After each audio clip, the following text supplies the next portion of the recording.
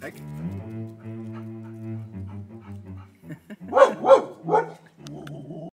Today's video sponsor is GVG Mall, where using my SKG discount code leads to a 25% off across several products, making a Windows 10 serial key only $16. After the payment, you'll receive the key in your account, and all you need to do is to introduce it in your Windows settings, and bam! You have an activated system. Hello guys, Ancient Gameplays, I'm Fabio Pisco and welcome to my channel. As for today's intro, I'm recording it outside because with spiders and all that shit like that. I'm recording outside because, well, it's, at least for now outside, it is not that hot, but in the rest of the day it was hot as shit. So I'm recording outside now because it's colder, but my room, since it is on the top floor, it is actually hotter there than here outside, so that's why I'm doing it. I don't feel like recording and sweating like hell at the same time. As for today's video, we have the RTX 3050 versus the 3060 versus the RX 6600 XT. Okay, these cards are close in terms of pricing, most likely at a max of $100, because usually the 3050 stays at around $300, $320, $330, and for a bit more you can just get the 3060, and usually for just a bit more than the 3050 nowadays you can actually get the 6600 XT, which is considerably faster, as you'll see in the video. Okay, so that's the thing. Also, in between the 3060 and in between the 6600 XT, prices can vary a bit, and in most cases the 6600 XT is also cheaper, and in almost all scenarios the card will consume considerably less power than the 3060. And basically that's why I'm making this video. In the range of $300–400, which card should you actually get? That's it. And without any further delays, let's go to the benchmarks. Yeah.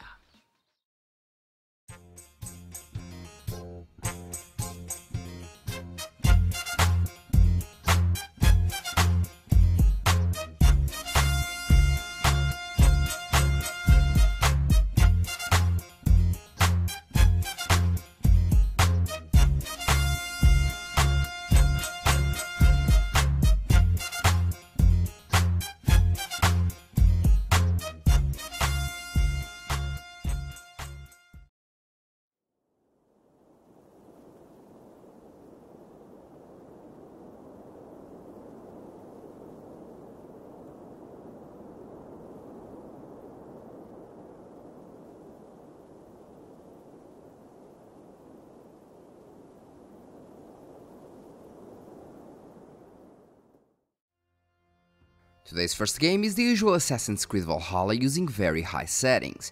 In here we can clearly see, also due to the new chart design, thank you, that at 1080p the 6600 XT is clearly faster than the 3060, reaching over 106 average FPS, while the 3060 struggles to reach 90. At 1440p the differences get smaller and the 3060 gains some ground, but still delivering around 7 average FPS less, with the 3050 doing an acrobatic maneuver just to reach 50. At 4K the 3060 finally manages to surpass the 6600 XT, even though by a little, due to its bigger buzz width, with even the 3050 reaching 30 average FPS, which is not that bad if you're playing at, let's say, 1 meter away from your monitor, I guess.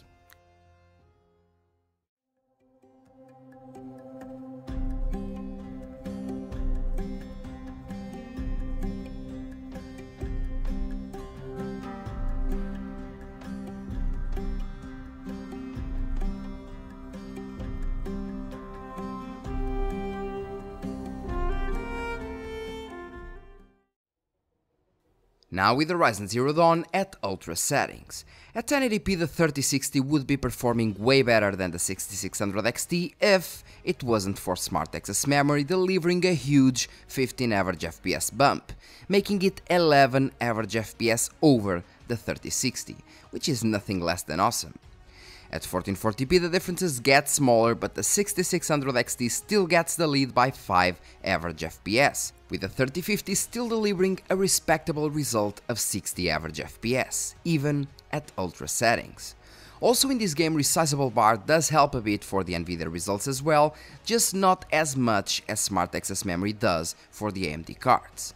At 4K, the 6600 XT and the 3060 are on par with around 45 average FPS, which is not that bad for ultra settings, and the little 3050 can still output around 30 average FPS, delivering at least the so-called console experience.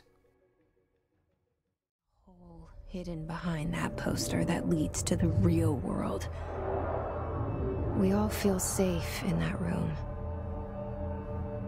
But sometimes something crawls out from behind the poster.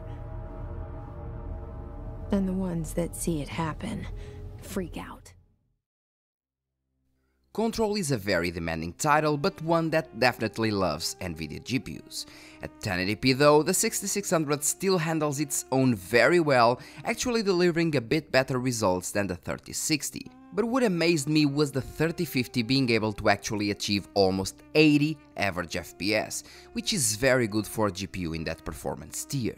At 1440p we noticed a big performance drop as this game is very pixel sensitive, with both higher tier GPUs struggling to go over 60 and the little 3050 still handling its own with almost 50 average FPS. At 4K the results tank even more, with the 3060 being slightly faster than the 6600 XT and the 3050 not being able to even achieve 30 average FPS. Insane.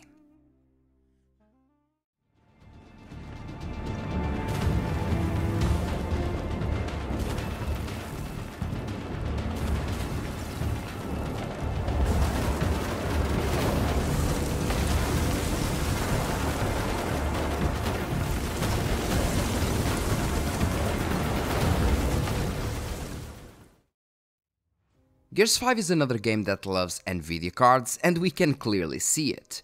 Even with the awesome boost of 10 average FPS gained by using SAM, the 6600 XT still ties with the 3060 even at 1080p, where it is usually faster. At 1440p the 3060 sits comfortably on the top of the 6600 XT with a considerable margin of 6 average FPS, which in this case is around 8%. At 4K things get even harder for the 6600 XT that's held back by its 128-bit buzz, and in terms of actual smoothness you can definitely notice the difference in between 37 and 44 average FPS if you have a FreeSync or G-Sync monitor.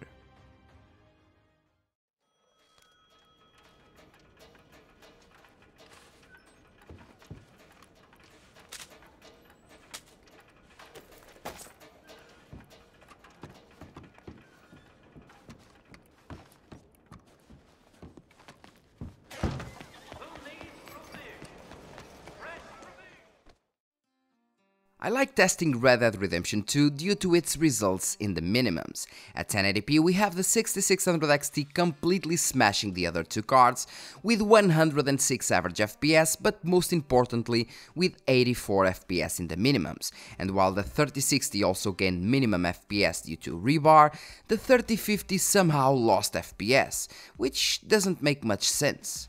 At 1440p the 6600 XT is still leading, with the 3050 somehow getting again an FPS boost from using rebar, while the 3060 doesn't. Odd.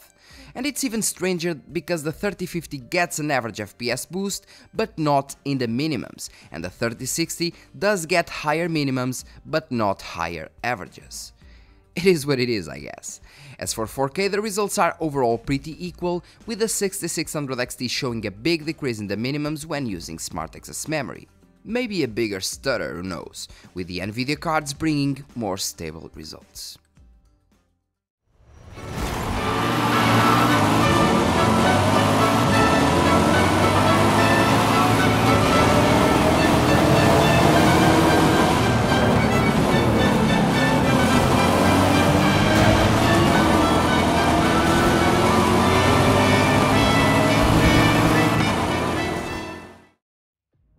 Forza Horizon 5 is an exceptional title to watch the mighty smart access memory in action, with a 28 average FPS boost for the 6600 XT, making the 1% lows almost as high as the averages without it, and making the 3060 looks like it stays a tier below the 6600 XT in this game. At 1440p, the difference in between both cards is still big, with the 6600 XT dominating by 14 average FPS. And well, even the 3050 can achieve 60 average FPS at 1440p Ultra, which is always a delight to see. At 4K, well, the 6600 XT is the only card achieving 60 average FPS, with the 3060 staying around 55 and the 3050 around 40. These aren't bad results, but for this game in particular, the AMD GPU is just superior.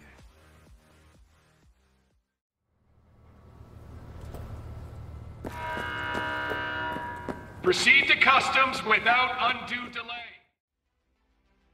Now with Cyberpunk 2077 using high settings. This is another game where Nvidia cards tend to strive, and even though the 6600 XT is still outperforming the 3060 by 8 average FPS at 1080p, the 3050 is still delivering a very respectable 76 average FPS. At 1440p, the tables start turning with the 3060 tying with the 6600 XT, but with the 3050 also getting closer to the 3060 results. More than I would expect actually, and at 4K, the 3050 shows its potential once again by actually delivering virtually the same FPS as the 6600 XT, but we're running below 25 FPS, so I think it makes it less interesting. Yeah. Can be a little rough. Move around a bit to make sure you didn't break anything. Call of Duty Warzone we have using max settings in the orientation mission to test the GPU side of things, since most people will be CPU bottlenecked in most gameplay scenarios. AMD GPUs are better with Warzone's game engine, and that's why at 1080p we get the 6600 XT delivering considerably higher results than the 3060. At 1440p, the AMD card is still ahead, with the 3050 starting to suffer and going below 80 average FPS, which for most people won't be enough, but well, it's a 3050. At 4K, the AMD card still dominates the charts at 66 average FPS, but with a drop to 60 average FPS with SAM enabled, with the 3060 staying a bit below 60 and the 3050 a bit over 40.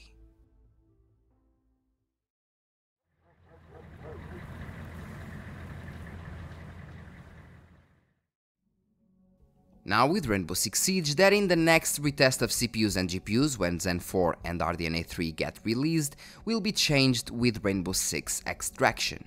This game loves bandwidth, and that's why even at 1080p, the 6600 XT is only 7 average FPS faster, but percentage-wise, it wouldn't even be 3%, so yeah.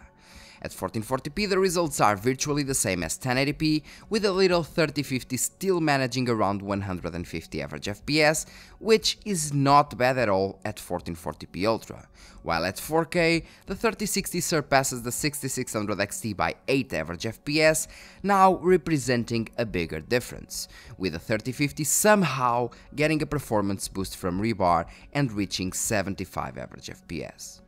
Nice.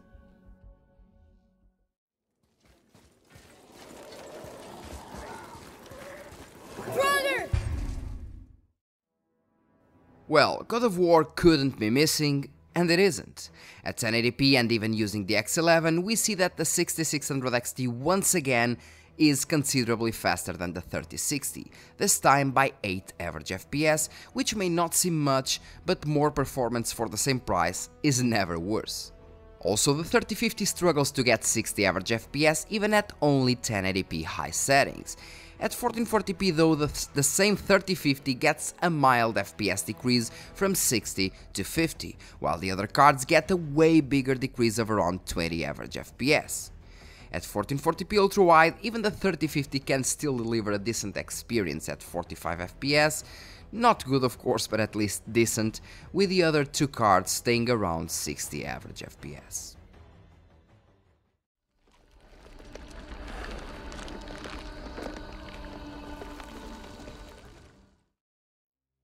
Reaching the final line, we have Resident Evil Village using the famous RE engine that loves AMD GPUs, as can be seen. At 1080p, the 6600 XT is way faster than the 3060, delivering 40 average FPS more. 40! and having 1% lows higher than the averages with the 3060.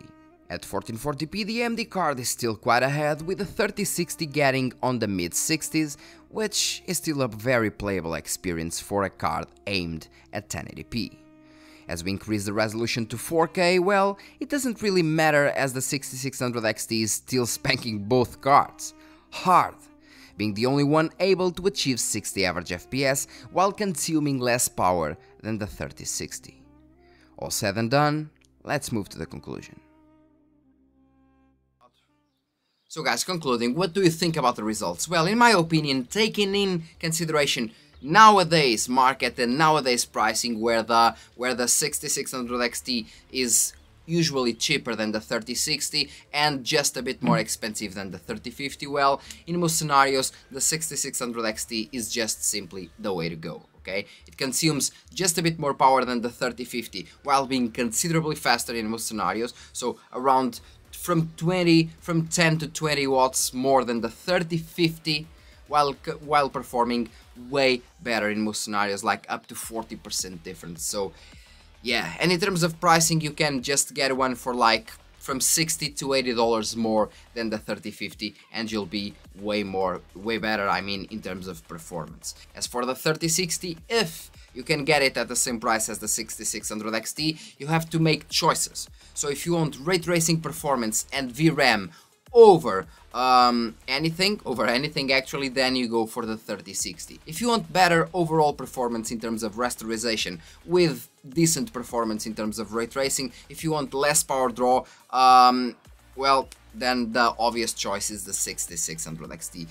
But as I told you before, usually the 6600 XT is actually cheaper than the 3060, so I don't think there's any way you should pick the 3050 over any of these cards. Obviously, it is also a lower tier, and in between the 3060 and the 6600 XT, I personally would pick the AMD card, okay? Because lower power draw, okay? Lower power draw and usually less expensive, that's all. If you want ray tracing and more VRAM, then the 3060 is your card. And well, that's all for today's video. Thanks a lot for watching. Don't forget to hit like, subscribe and share this video, because that really helps a lot. And well, as usual, just leave your comment in the comment section. Let me know, and I repeat, please let me know what you think. Let me know what you think about these results. If you like the new charts design, if you like having charts for each resolution, if you can read them better if you actually watched my previous videos. If you can read the charts better now or before, just let me know. And that's all I want to know. See you in the next video, guys. Ciao.